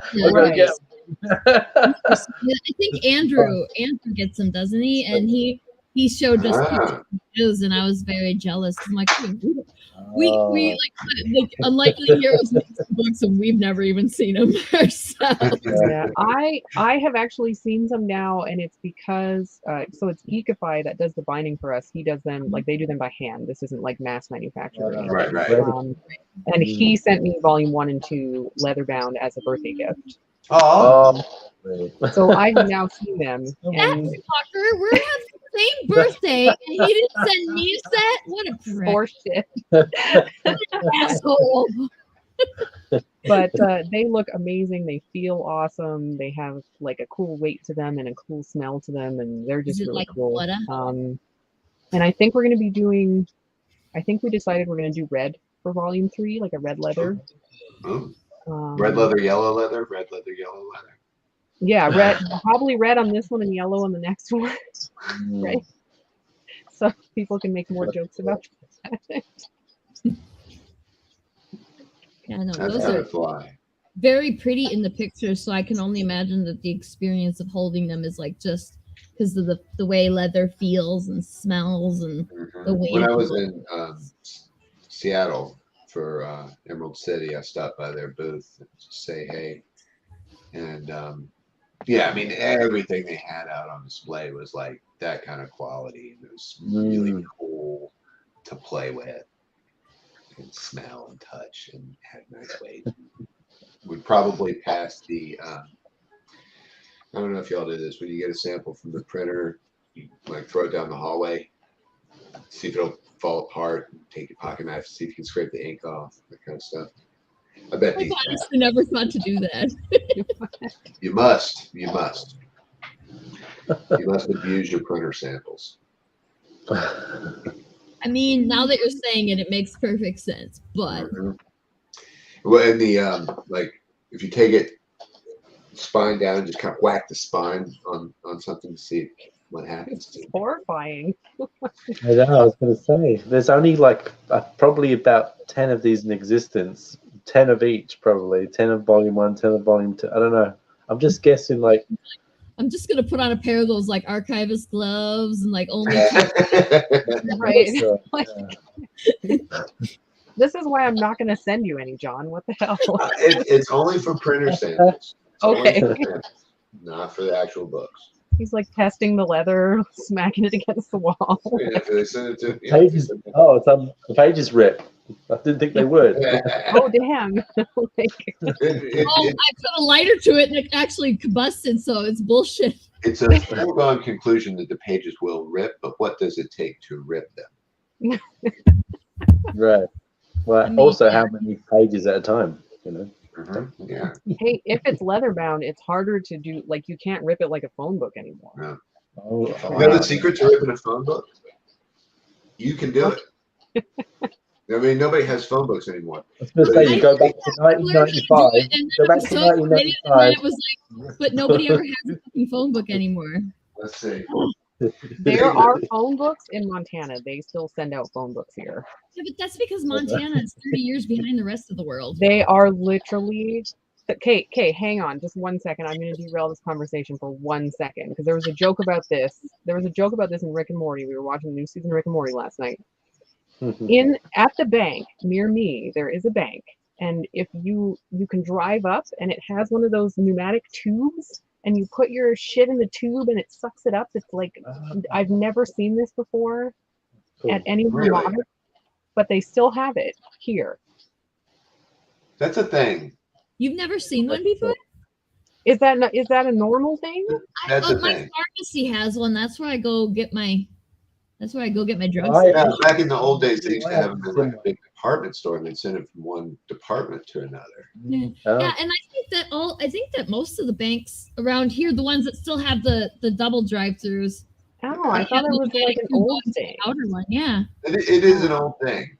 It's becoming very like, because I mean now they don't even need you to give them the physical stuff. You can just take pictures of your shit and send it to them. Have you seen that in California, John? Because you're in California, right? Have you seen that? I was going to say, I haven't seen like anything like that. No, like the last time I saw something like that was in England in the 90s or something, and that was all. Yeah. So okay. yeah, I haven't seen them in California. No. In a bank that was built in the last 5 years here in Athens, they have like the window, and then there's 5 or 6 lanes, and each lane has the pneumatic tubes, because you know how else are you going to get cash from your vehicle to the building? And they've got the little capsule that they send you to put the shit in, and then you. Yeah, it's got a pen, so you can sign your name on the back of the check. Yeah. So So when I was in Canada, I lived in Montreal, and like I got used to like there's an ATM, but like you can put money in it and put checks in it. That you don't need a person. So Yeah, that never worked. and that's what I had like from when I was like 10 years old. So I came here and I saw these tubes, and I was like, what year is this? All the ATMs that accept deposits are always broken. Huh. But those tubes are always working. Yeah. I always just went into the bank if I had physical stuff, and now that they have my bank I think all the banks around here now finally have the apps that you can just take a photograph. If somebody actually writes you a check, which what kind of fucking monster still writes a check anymore? I saw that look. I saw that face. People still accept checks at stores here as payment.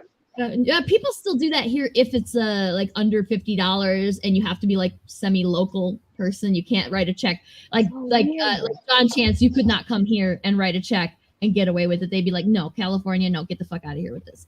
But, but if you were from around here, yeah, you could. But yeah, I worked for the university for a while, and they didn't like. There were so many kids that would come in to pay their bills, wouldn't know how to write the check. Like you'd have to walk them through the check writing process. And it's like, why didn't you just do the online option? That's so weird. Here, see if there's some more stuff to show. I thought I had some more stuff up there. That one's from John 12. This is the artist. I think he done a few stories in the book, right? Or is it the writer that done a few stories, or the artist did a few? I can't remember, but this writer. So that would be Jeremy Shepard. Yeah. Oh, okay, that's Jeremy Shepard. Yeah, good stuff. Yeah, and that was the first one we saw like last year, and it was like I couldn't like a story better than this. This is exactly what I want. Yeah, beautiful. Wow, as well. It hit all the right Gen X buttons for me. So without being spoilery about it, it is the it's kind of a revisioning of the Johnny Appleseed story. And when I was in school and like the teacher was a substitute, they'd pull up the Walt Disney movies and we'd watch, the Johnny Appleseed and Pecos Bill and Paul Bunyan stuff, because you got to be a little bit patriotic with your Disney movie. Remember that shit? I love the Paul Bunyan one so much. Yes. Like every damn time he lost that match, I cried as a kid. Like every time. So yeah, if this is going to be about Johnny Appleseed, let's party. We also have that one. What's that one called? That one's from Suicide Woods. Suicide Woods. Yes. I fucking love the art on this too, and this goes back to that black and white stuff too. Like they nailed the style. It's so cool. That's a good dad. Yeah. Yes. This is the same writer again, right? Wasn't this the same writer? Yeah. This is also Jeremy. And I was thinking, this is the type of person I want to be. Like, producing all different stories with different artists. I'm trying to do stuff like that as it is. So when I see someone else doing that, but doing it their own way, and they were popping out, I was like, I'm seeing the pattern here. There's some quality stuff, So instantly I was like, I love this person's work. Yeah, he's awesome, and his stories, like the stories are all over the place. They're completely different. Totally. He did use this artist on 2 of the stories. Giancarlo Bernal. He is absolutely insane. He's so good. If you guys are familiar with Crescent City Monsters. Oh yeah. Mm-hmm. He's that artist. Monsters rules. Yeah. Yeah, I love his style so much. Very cool. Let's see what else have we got. At some point, I guess we can tell you guys. At some point during the campaign, it's not unlocked now, but there will be a Holoflow cover version. That's cool. Give me a certain amount of money. Sorry, what was that? Oh man, and this is coming back, this type of stuff, because this was everywhere in the 90s, and then like now there's all these little 17-year-olds like getting all these 90s books because they never had things like this, you know, when they were little or whatever. Yeah. It was before their time. It was before their time. So now all this stuff, and I used to love this stuff. Yeah, I love the chrome foil, the hollow foil. They're so cool. Yeah, beautiful. And we also just passed 3K. No shit, really?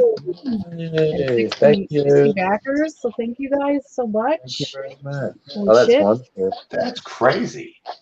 Cool. Wow, we're almost at the halfway point soon, maybe, huh? Almost halfway. That's cool. Wow. I love the fact that the character back too from the original, the first one. The guy's all strapped in with the mask, headpiece, and everything. Yeah, she's gonna be featured on every cover. I think that's the current plan anyway. Zach kind of created her, and we like the concept of her, and Zach. I want to keep her around. Yeah. Yeah, for sure. Yeah. Yeah, it's very cool to see her prominent again in the third one. You know, like with just a different lighting though, different color lighting. It was more red, pink, and red this time than the green.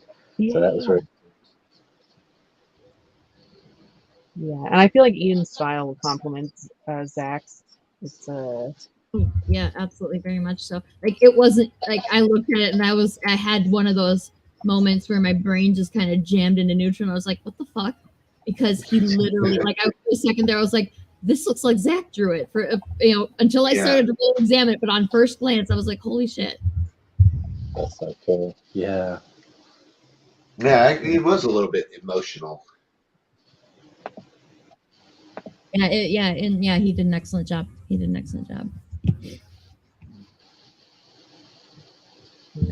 let's see. We can show off for more things. And, there's the volume 2 one that I just am scrolling back through here. Volume 2. Very nice. Yeah. Shit, I forgot that all these are down here at the bottom. I thought that they were only like linked in, but I forgot they all kind of linked to that same spot. Ugh. What do we have to do to unlock the hollow cover? Thank you, Kenneth. It'll be a $12,000 stretch goal. We need to make enough money. Yeah. Okay. $1,000 and we get the tiny hollow. Kenneth, yeah, you see some of it, but I mean, this is a pretty book. It's a good book too. I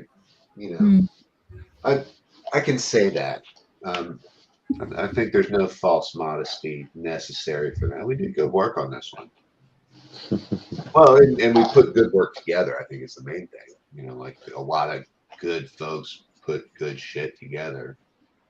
Yeah. And here it is.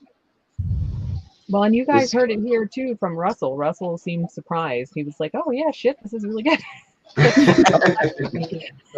I'm not surprised because, like I say, I can see the progressive just getting better and better and better, and the quality work you guys compile together. It's and you can really see it. And then after 2 hit, this one's up a notch again, which is fantastic. All the art. It does feel that way, like. Yeah, definitely, and I think that's the way it's going to keep going. I don't think you're going to be ignored. It's to a point where you're not going to be ignored, because I think this is what I love about this is it's becoming a proper event. Like every year or every other year or whatever, you can produce one. If it continues to keep on going, truly people are just doing it in February, which is otherwise one of the shittiest months of the year. Yeah. Oh this can be a bright spot in people's months, because February just sucks. I'm just gonna take a really cheap wash rag. Cold, and growing, and we got all these stupid commercial holidays, and I don't know. I am very anti-February. I'm hanging up by my fingernails. It has its moments. This is like if I suppose if February happened in the summer, it'd be okay. But I just hate winter. And I'm spoiled. I live in Georgia. Like, the weather isn't bad, but like I've lived in places where March was still winter. That sucks. That's hard to bear. Yeah, I was like, look at us ladies here going, yeah, it's still winter time in March. Like, what was it? Oh, I fucked up my knee really bad a couple years back because it was goddamn snowing in May and I slipped and fell. Snowing in fucking May.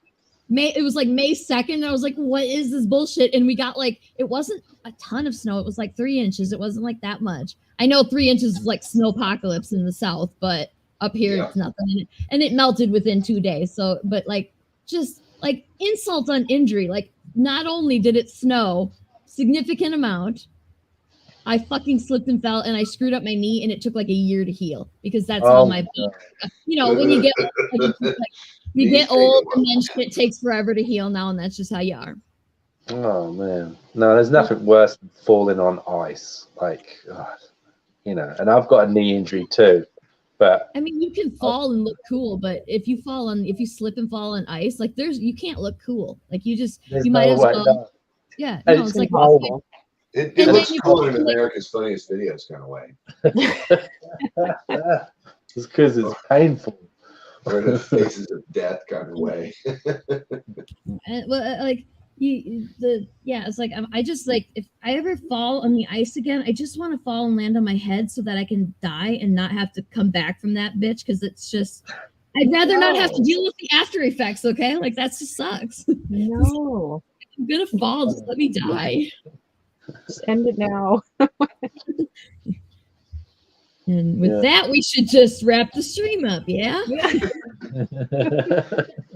Sarah wants to die. No, that's not what I said. It's February. Everybody wants to die. It's okay. That's right. fair. It's okay. So I'll reiterate one more time. Thank you guys so much. If you're back in the first 24 hours, you get a sexy bonus sticker. If you're back at a physical tier. I wanted to show Martinelli's commenting. I wanted to show a piece from his story. This is the first time he submitted something for publishing. Eric lettered it for him. That's incredible.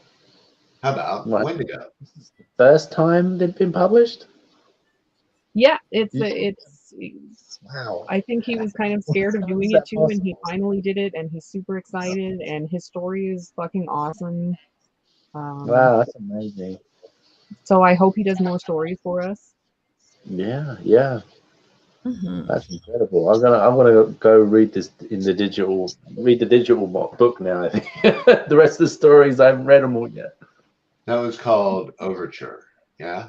Yes. No. Yes, Overture.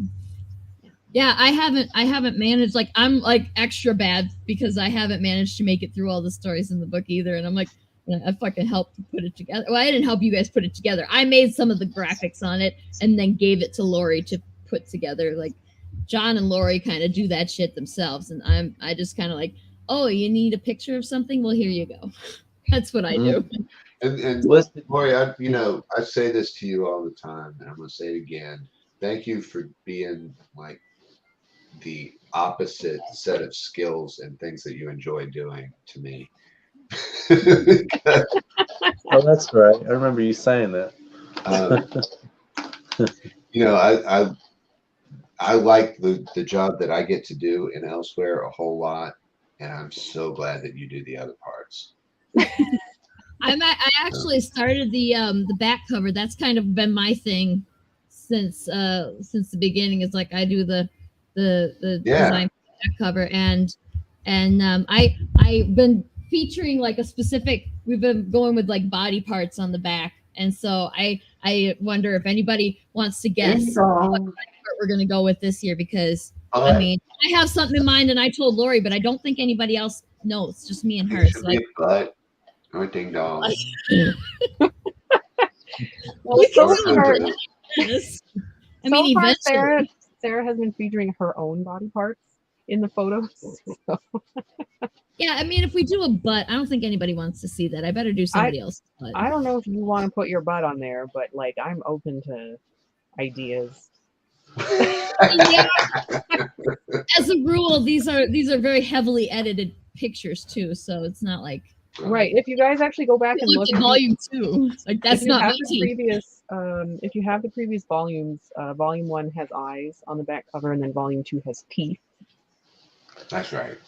It's like those 90s albums. You like it was all kind of overexposed, and they put these colors, and you're like, "What is that? Is that a face or a butt?" Like I can't tell, but it's like some weird shape, and you couldn't make out what it was because it's so focused or zoomed in or whatever. You know? Yeah.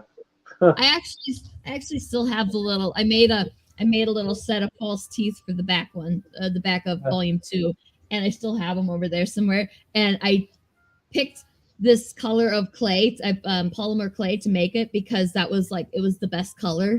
And then I didn't even realize, but I found out by scaring the shit out of myself in the middle of the night one night. I came out here and I was like, what the fuck is going on out there? And I had like creep forward to the desk to figure it out because I used fucking glow in the dark clay. I was like, what the fuck is going on here? So I scared the shit out of myself. And so now it just like sits up there because like, how can I not have that? Give it a place of prominence. Glowing teeth. I thought after the fact, it's like if somebody could deal with, if y'all want to deal with my slobber, you know, we could have like raffled it off or something. It was gross. Katie, that's going to be a mystery. It's a mystery. You'll have to get volume 3 and see which body part it contains. Yeah, I have no idea. Like, I can't remember. That was like a whole year ago. Like, did you do a thing? Like, did you do a debut of the back cover at all, or did it just like people found out what the back cover was when they got the book? I can't remember. I think they just when they got it. Yeah. I think. If you ever do a final book and you'll just be like, fuck it, do something. Oh, then there's definitely gonna be a blood on the back. They'll never know. It'd be like it's the last book. We give a shit. And all of us are gonna have to take pictures of our butts, and we'll just put like everybody's butts on the back. Like a HR Giger Oh my god! Oh my god! What's it's that? The ass end of the anthology, right? Exactly. I don't see why not. But what I'm talking about. That's it. You heard it here first, guys. For the final volume of the anthology, someone's ass is going to be on it. We don't know who. Okay, so like that kind of gives you a clue for like what's going to be on this volume too, because obviously now I can't do a butt. I gotta say the last one. Unless you would just do it to be the last issue. Way to go, Sarah. What if you disguise the butt as a face, like you put googly eyes on it? Would that count? I mean, I'm always down for putting googly eyes on like anything. That could only make it better, right? Yeah. The people who maybe buy the book, like not even care about the inside of it, and just buy it because there's a butt with googly eyes on the back. And a cigarette. And lipstick. Katie says you could do a pair of knees and pretend it's a butt. And I just want to mention that if you strategically photograph like any part of your body that folds, I was gonna say, you can just that is a butt. Yeah, there you go. Yeah. Not with that big scar there, but like a butt. Yeah. I've taken pictures of I think like of my show, and I know I one time because I know I show Lori pictures of my cats that I would never show anybody else, and like there was one where Twee likes to the one that was hanging on me for half the show here. He likes to climb into my shirt, and then so like there are often times where I'm like, okay, that's cute, and I'll show Lori, but I won't show anybody else. So it's like, yeah, cleavage. I'm like, oh my god, that looks like a butt. He looks like he's in my butt, not my cleavage. It's like there are just a lot of body. Like if you wrinkle up your neck right, you could make that look like a butt. Like you can make there's a lot of possibilities. We have plans. Yeah. Do you want to play the trailer once more, and we can close? You bet. Like that's if everybody's if everybody's all ready to wrap it up, let's end with the trailer. That's what I think. So yeah. Thanks everybody who's pledged. Your generosity is fantastic. This is what makes it possible to do the right work. now. And Thank Lori, you. as if it couldn't get worse for the odd numbers, like currently as we close up the live stream now, we are at $3,059 and 62 backers. So at least you got 62 there. I think that's a prime number. Is it? I think so too. It must be. I don't match I'm just good. talking So. about my soul. All right. So yeah, thank you everybody for joining us. Thank you everybody who's back. If you don't back, if you can't back, you know, even $1 is amazing to us. We love you for that. But if you can't, we understand completely because like everything is fucked up right now. So we get it. But like if you like and share, that would mean the world to us as well. So please do that. And like do that even if you do back, because we love it when you do that. And yeah, and tell your friends. So and we'll see you guys next week. I think I told you yesterday we're doing Moana is coming back to join us, and we're going to deconstruct a very shitty Disney Channel movie about Hawaii, and Moana is going to tell us how bad that movie is, like how inaccurate that movie is, because yeah, she actually started watching it as soon as I told her, as soon as I asked her if she would do that, she started watching it immediately. She's just like, well, right away with the opening credits, I can tell you shit's wrong. And I was like, oh God, this is going to be a long one, isn't it? It's going to be a journey. So yeah, I'm like, I haven't heard anything really egregious from her yet. So actually, maybe it's a pretty good one as far as being accurate and true to Hawaii goes. But She's busy making a list. She hasn't got time to talk about it. That could be it. So, but yeah, you'll have to come back on Monday, this coming Monday, 8:00 Eastern in the PM. Obviously, I'm not getting up at 8:00 AM for this shit. I love you guys, but I do not love you enough to get up that early. I'm sorry. I don't love anybody that much. I don't love myself that much. So, all right. Okay, so yeah. Did we cover everything? Yeah. Thank you, John. John Chance for coming. Thank you for everybody. And yeah, and Russell came. Yeah, uhstudios.com/Kickstarter. Yeah. Thank you guys. Thank you, everybody. Thank you, everyone, so much. Bye. Bye.